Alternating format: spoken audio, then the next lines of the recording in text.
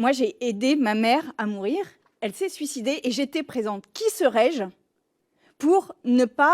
pour lui interdire ce geste?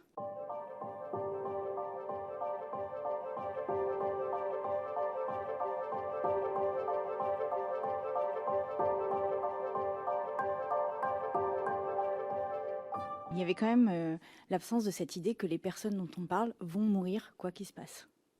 Vont mourir.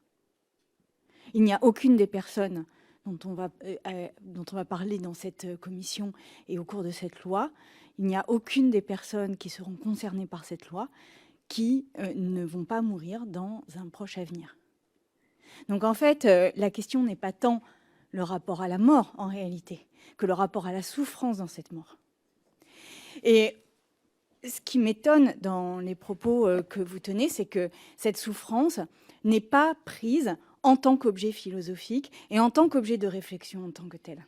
Et qui sommes-nous ? Qui sommes-nous, nous, pour juger de la souffrance d'autrui? Et qui sommes-nous pour juger qu'elle est insurmontable pour ces personnes, alors même que chacun et chacune sait que pour ces personnes, la mort est très proche? Et en fait, pour répondre à votre remarque, monsieur, moi j'ai aidé ma mère à mourir. Elle s'est suicidée et j'étais présente. Qui serais-je pour lui interdire ce geste? Qui étais-je à ce moment-là pour lui interdire cette souffrance, de souffrir de manière supplémentaire?